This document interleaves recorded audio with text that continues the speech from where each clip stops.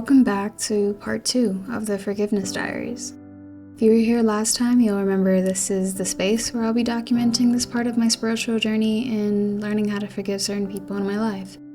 And one of my goals for this year are to make baby steps to get there. And I know it's hard, but I'm not going to give up. And I've been thinking a lot about what healthy boundaries looks like since I, right now, don't have much of a concept of boundaries at all. I am an open gate for people to come and go as they please, while others in my life have such traumatic boundary walls built up so high that I can't even tell who's really behind them. And I don't have many pictures of actual healthy boundaries in my life, so it's kind of hard to see how that should look like for me. What I learned through sessions in therapy is that most of the examples of boundaries I've seen set on me in my life have actually been pretty unhealthy.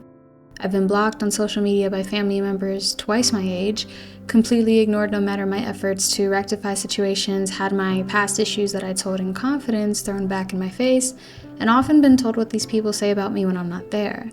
And a normal person would be like, these people obviously don't make me feel like much of a priority and don't really respond well to my gestures. Maybe it's time to step back. But I say no, because if I step back, then they'll have a reason to say, oh, see, she doesn't care about me. Or sometimes if someone gives me an inch, I feel like I take a mile. Like if a person I'm struggling with responds to my Instagram story, even though I'm not exactly jumping inside at the thought of speaking to them, I'll go ahead and I'll respond with enthusiasm even, because I don't want them to think that I was being rude.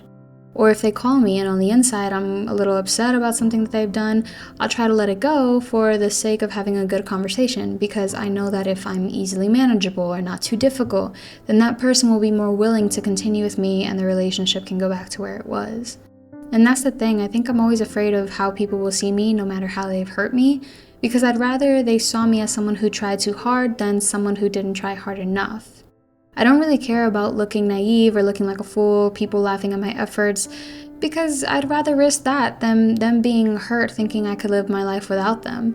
And sure, maybe I can, but who wants to make someone feel that way? And I think I've felt that way from others so often that it hurts me to think that I could be doing that to somebody else. But if I'm not going to put up walls, and then putting healthy boundaries is still hard for me, then I end up just sitting there trying and trying again to let people in my life who very obviously don't want to be there. And the only person I end up hurting there is myself. Maybe it's because I grew up like halfway across the US from all my family, but I feel like I grew up settling for relationships that didn't have much communication, or the communication that was there wasn't solid. I didn't grow up with family all around, and the family that I did speak to on the phone with, I still wouldn't see for a year or two at a time. And though certain family members did want me to learn the importance of staying in communication with those you love, I think it was hard for me to actually grasp it so young. And as I grew older, I started realizing how far away I was in relationships with my family than I thought, especially when I would visit and I saw how close they all were. So while I'm working on boundaries, I'm also looking at how I can make more of a priority of those who also make me one in their lives. I want to love people more this year and ultimately love myself more. This year I want to learn how to manage things in a healthy way that doesn't hurt me and also doesn't compromise my practice of making people feel welcome in my life. And if I have no other examples of what boundaries should look like, then it's time to develop that picture myself.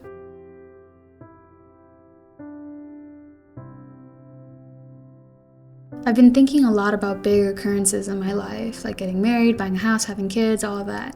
And it makes me think, who do I want to be present at one of the most loving celebrations of my life? Who do I want to occupy the space in my home, and what energy will they bring inside? How did certain people treat me as a child that gives me insight on how they'll treat my children as well? There are so many pieces to the future that I can't see yet, and it's so hard to know what to do right now, and I have all these worries about what other people will think of my decisions and how that will impact my relationships in the future, and then I just can't go down that rabbit hole.